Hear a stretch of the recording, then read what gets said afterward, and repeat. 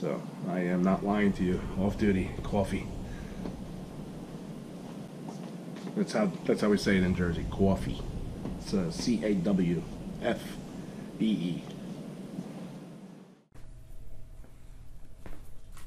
What's up, bro? You got mail. The GoPro again? The GoPro again. I was late to come and bother him, as you guys know. What did you think of the vlog? The newest one. The material was great. The video editing portion was a little... I knew it was coming. I knew it. Been hearing about it. Let me demonstrate it for you then. Oh, this should be good. Go ahead. You start here. You're suddenly over here. Somehow the thing went crooked. Hi guys, it's me again. All within 3 seconds, bro. Seriously? Well, since Remo's so old-fashioned, he doesn't realize in the 21st century, no one mails anything anymore. Everything is through email. So please, from now on, when you want to reach Remo and give him any insight or questions you want to ask us, use our email address at socialmedia@parpolice.com. I'll respond either way. All right, guys, so I'm here with Patrolman Paul Levy.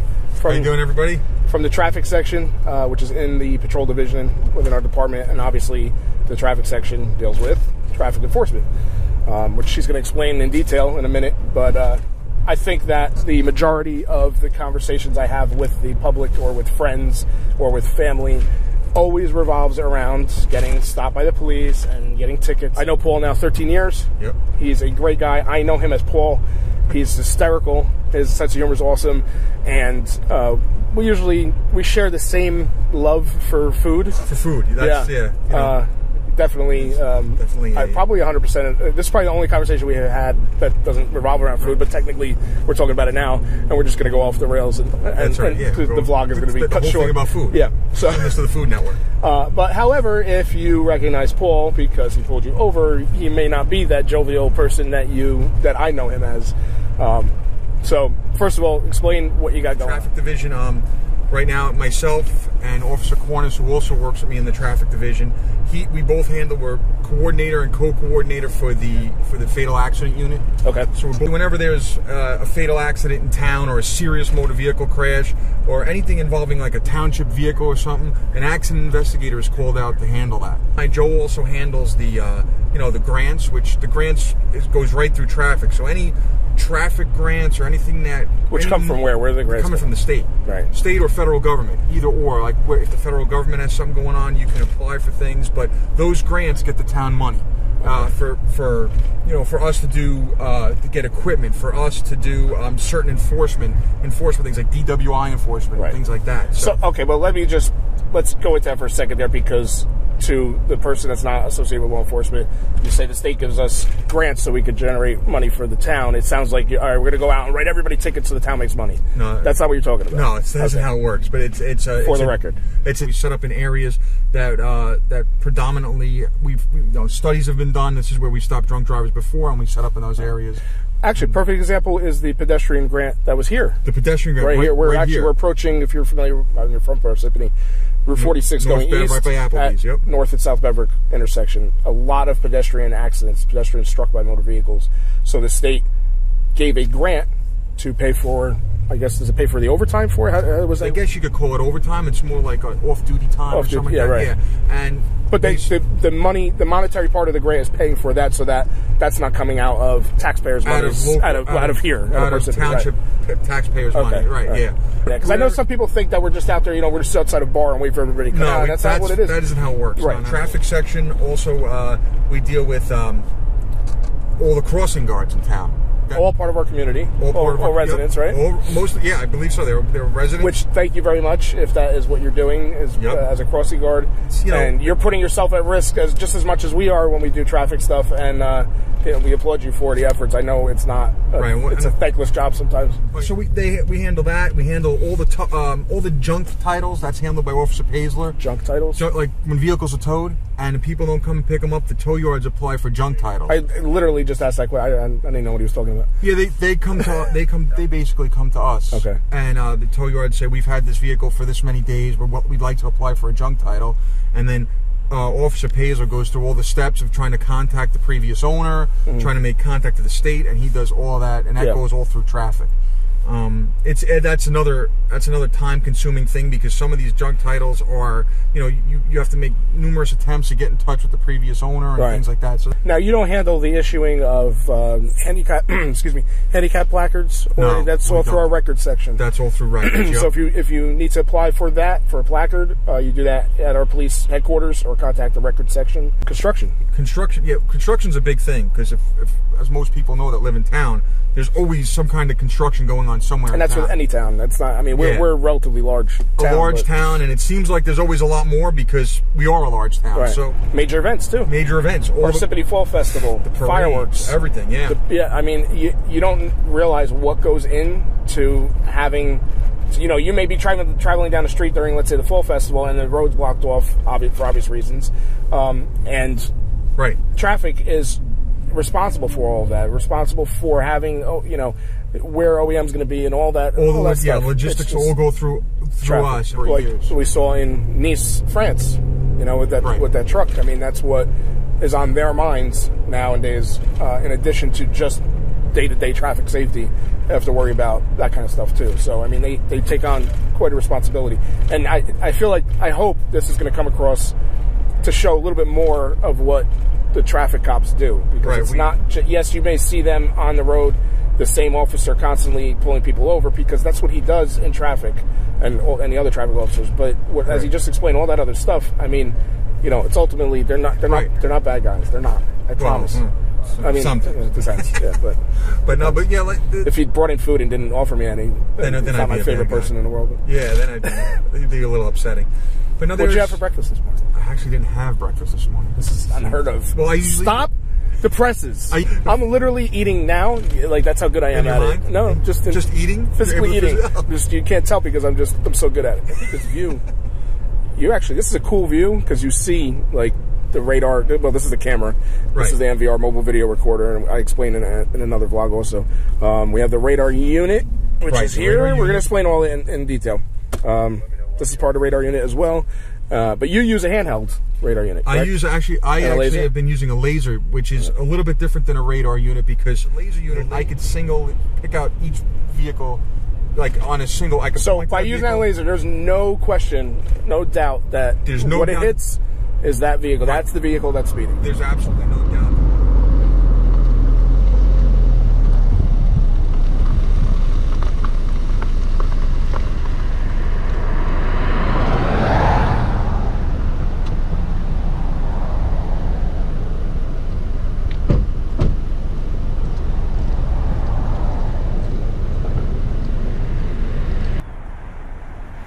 Good afternoon, sir. Officer Blade at Parsippany Police Department. Do you have your license, registration, proof of insurance?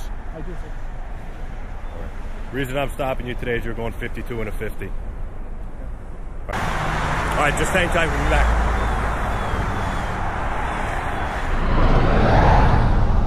Sprinkles. Yeah, I'll take that. That's more me. So good. When it hits your lips, it's so good. Pink, your favorite color? Mm-hmm. Think this guy cares that he's waiting over there? Don't make a mess. There's a pro move right here. What do you have? French vanilla? Oh no, I got the new hazelnut one. Rock, paper, scissors, shoot.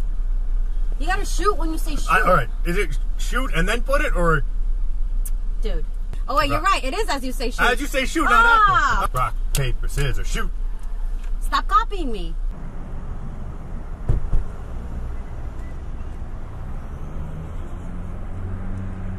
All right, sir, here's your information back. I am going to issue a summons today for speeding. Are you kidding me? No, sir. 2 miles over the speed limit? Yes, sir. If you don't agree with the summons that you got, then you have... You argue with the cop right there on the road? No.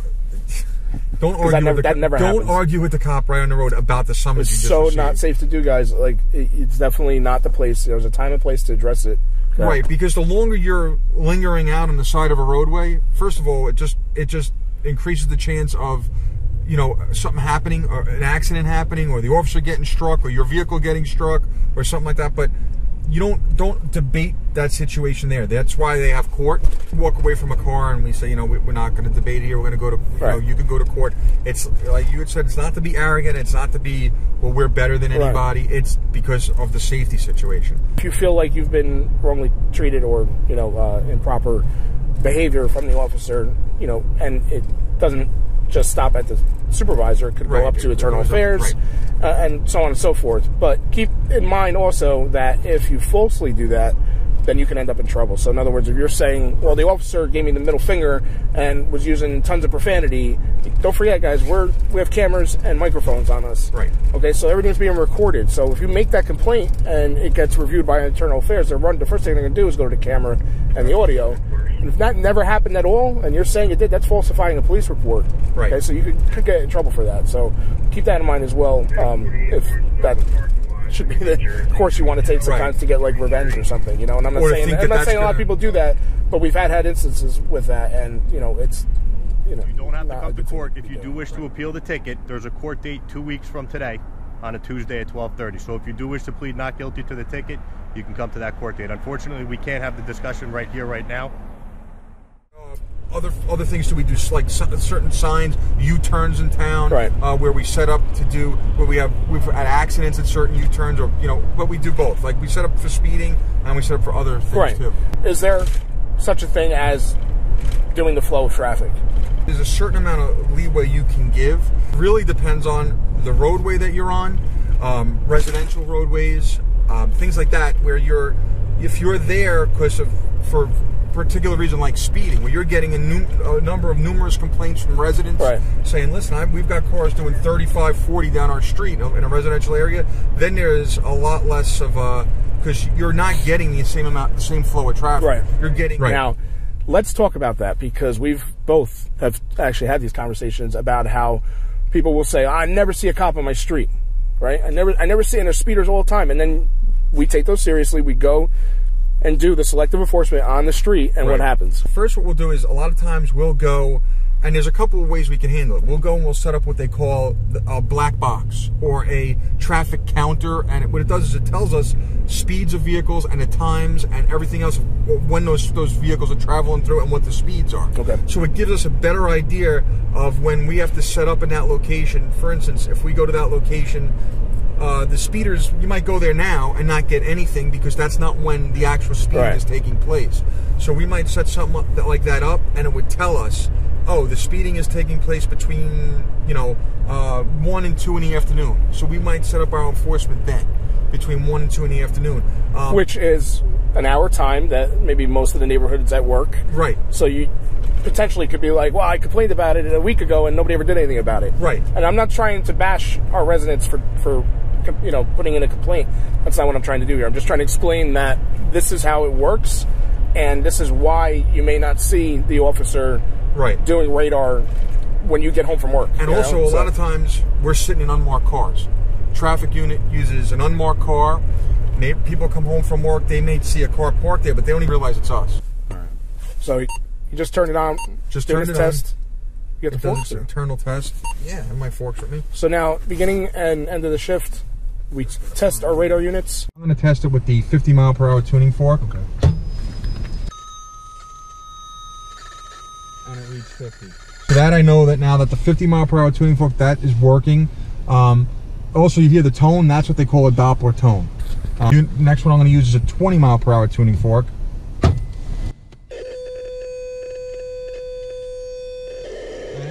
The 20 mile per hour, a lot lower pitch. Now, does it matter how our vehicle's angled opposed to theirs? Obstruction, like trees, anything like that? There's trees, not so much. You don't want to have too much stuff in between you, just because it could. And as you can see, that's a vehicle going the way. That way. And as it gets higher, it's getting more. And as you can see through this with the radar units, we want to position in a way that you're kind of. Want to be straighter. You don't want to be on too with the vehicle, especially with the handheld radar units that we use. Yeah, let's stop that. Yeah, that's not too annoying. But with now we can use this while we're traveling.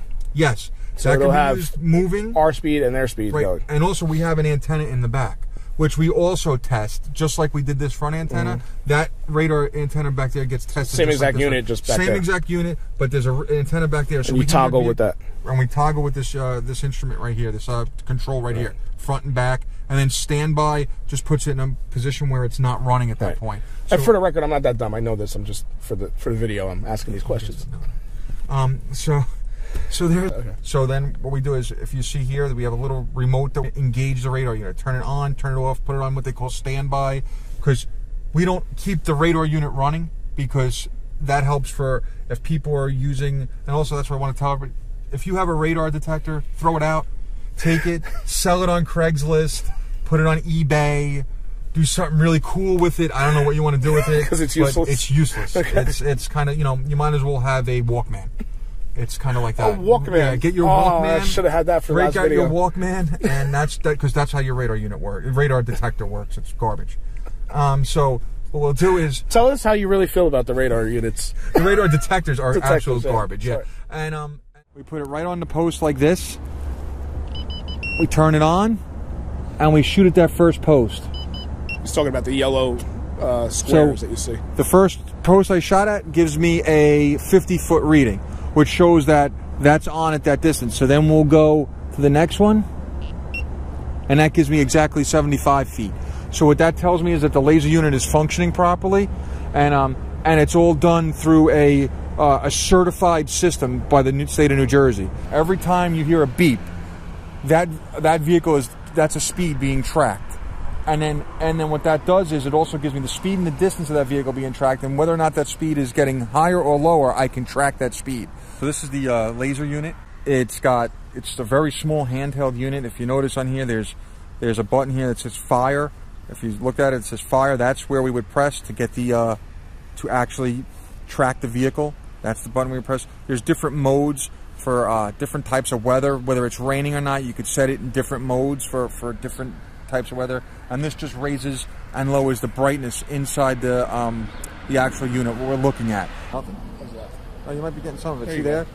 So right there, it'll disappear in a minute if you don't. So you can see a little bit of it. There's a crosshair in there, and that crosshair is put onto the license plate of the vehicle. It's just off because of the camera right now, like the way I have it set up. It's just just a little, because I guess the way the camera's set up, it's picking up the glare inside. Dude, you're getting pulled over. This is crazy. Oh, not this guy. How you doing? License, registration, insurance, please? Yes, sir. Here you go. Okay, the reason why I stopped you is you stop sign as a kid. He was picked on as a kid. That's why I stopped him. You went through the stop sign back there, and it also looks like your insurance information is over here. Do you have that? I'm sorry. I actually just ordered it, so it should be coming in the mail sometime soon. Check I everything apologize. out. Okay, no problem. Awesome. Check everything out. I'll be right with you. Thank you very much. I'm not even allowed to ask that question.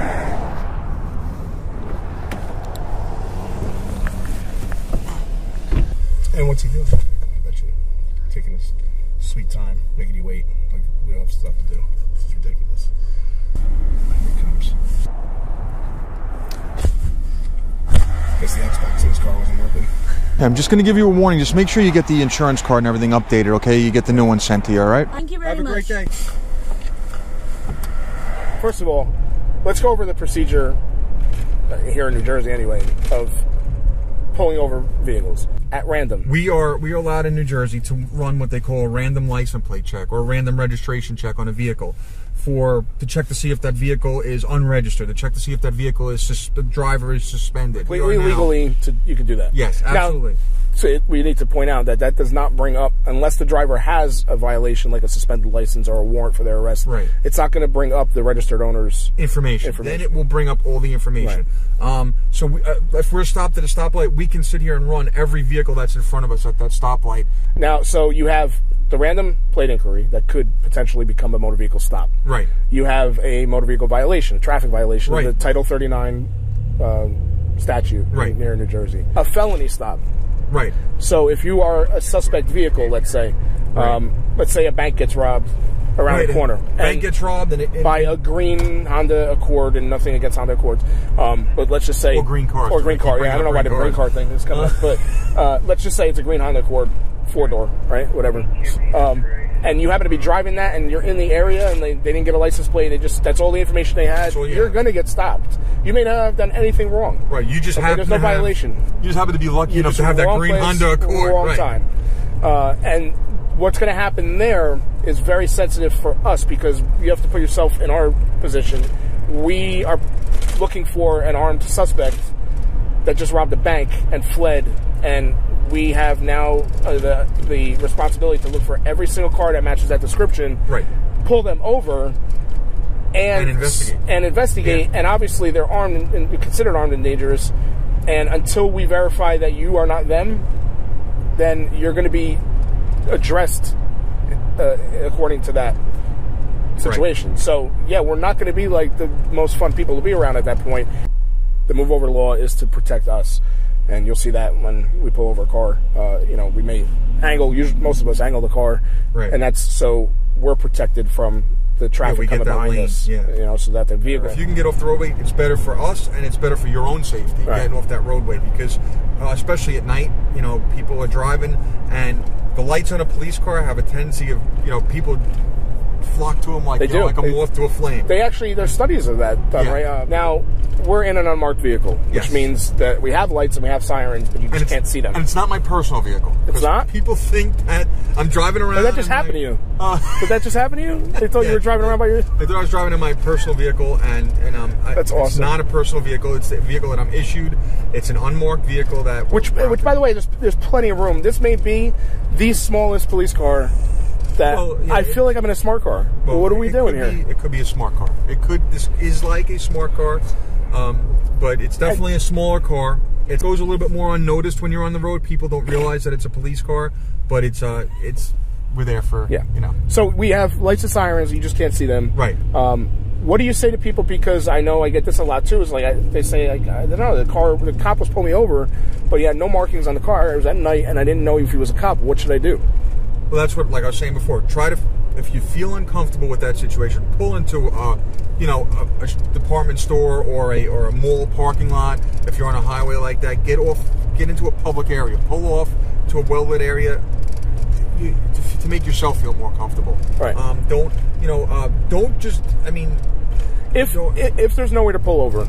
Right. And this is the one time that you can use your cell phone if you feel like it's a dangerous situation, because there have been times where people have impersonated police officers. Right. It's very easy to buy these lights. So there have been incidences like that. So, and we know that. We're very well aware of the fact. So if you decide not to pull over right away because of that, obviously, one, don't make any erratic movement. Okay, don't be fidgeting around all the time, because we're going to think something suspicious is going on and you're trying to run from us. Don't increase the speed and try and get away, because that's now going to turn into a pursuit. Okay? Right. Do the speed limit, put your four-way hazard lights on, get on the phone, call if you want 911, or if you know the police department's phone number, if you're here in Parsippany. When you get in touch with dispatcher, notify them of your location, where you are, and that there's somebody trying to pull you over. You don't know if they're a police officer or not. Just like you said. It's so hot in here. I can't regulate the heat in this car, dude. Sorry. It's okay. Go ahead. The windows are like all fogged up. I know. People, I like to, talk about a little bit too, is accidents. People get into motor vehicle accidents on a road, or major roadway, or heavily traveled roadway in our town, and they will just sit in the roadway, blocking up traffic, even though it might be a minor motor vehicle accident. They'll just sit in the left lane or the middle lane and not move their cars, because they were told that they have this belief that if they move their cars, the officer can't take a proper accident report. That isn't how that works. Not true. Get your cars off the roadway somewhere. Get them either to the shoulder or, like I said before, into a parking lot somewhere. Get them off the roadway so traffic can continue to flow and make everything safer. If you can move them, move them. And when the officer comes, we're trained. Every officer's trained how to investigate a everyday accident. So if you move your car, that doesn't negate what happened in that accident. You have to move the vehicle off the road, get off the road, and open up the flow of traffic and make everything safe for yourself and the other motorists. I told the police officer this, but he didn't write it in the report. Right.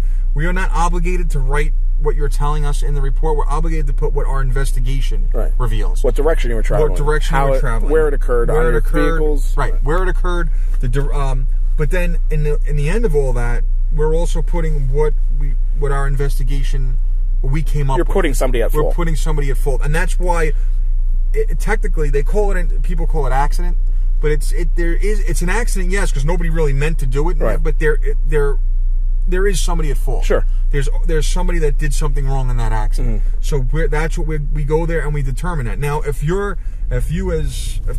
somebody who gets into an accident is not happy with the determination, they can come into headquarters, go to our records, and fill out what they call an amendment to it or a supplemental to it of their description of what happened, and they will attach that to the report. Right.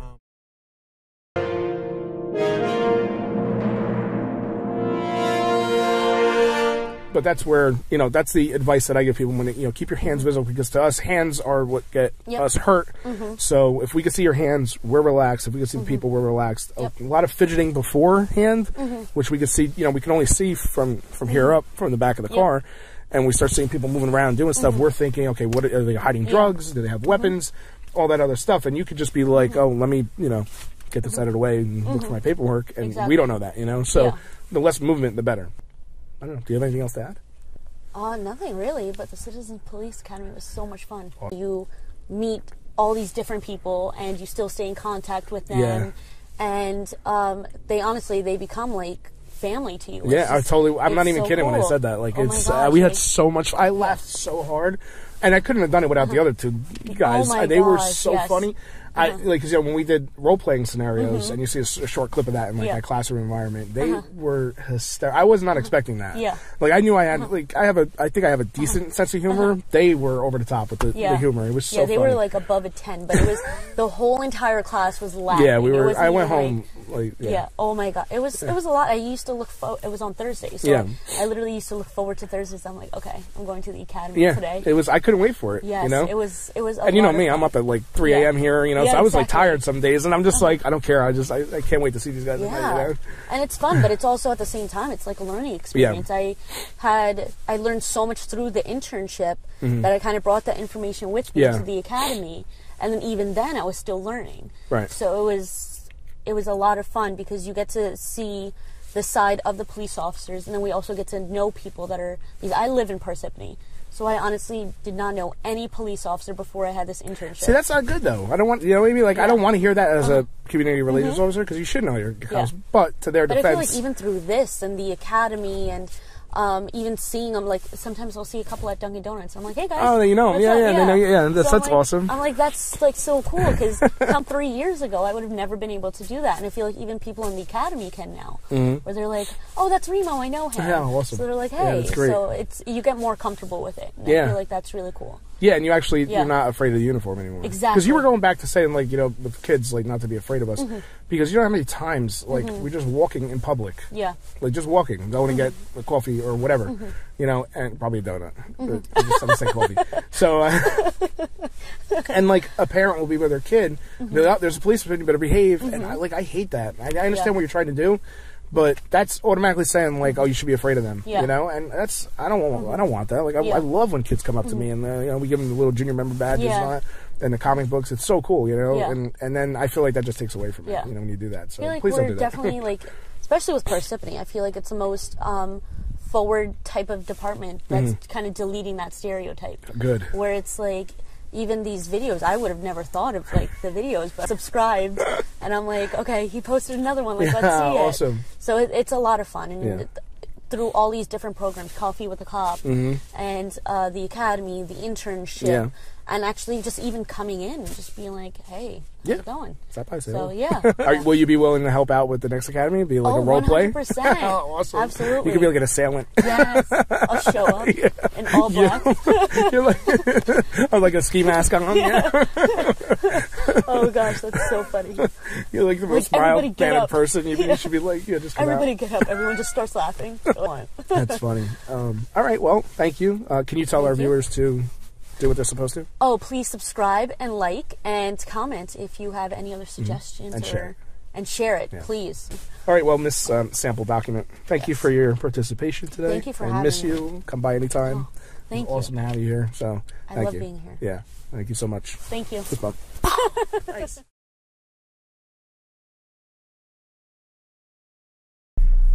So, Paul and I not only share culinary appreciation, but also cultural. We're both Italy. We're both Italian. Part out.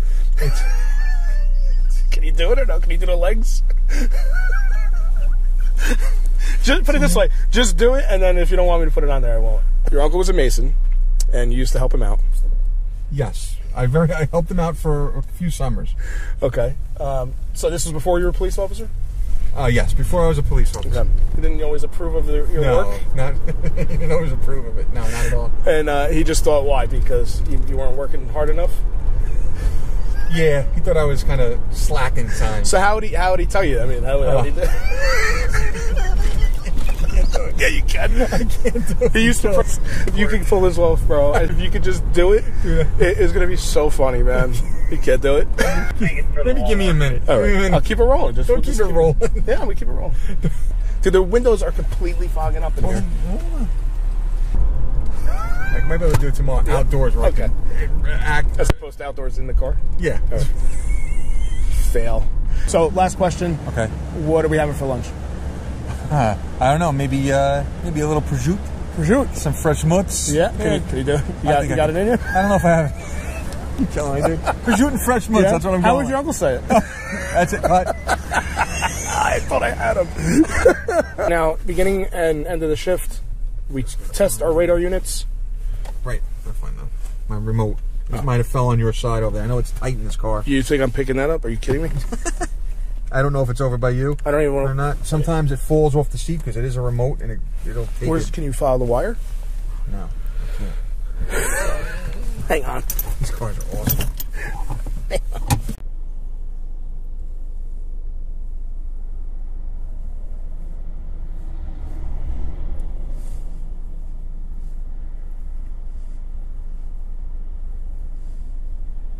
Oh, not this guy. You're supposed to be here. Sweet time, making you wait. Like, we don't have stuff to do. This is ridiculous. It's hard to keep straight faces.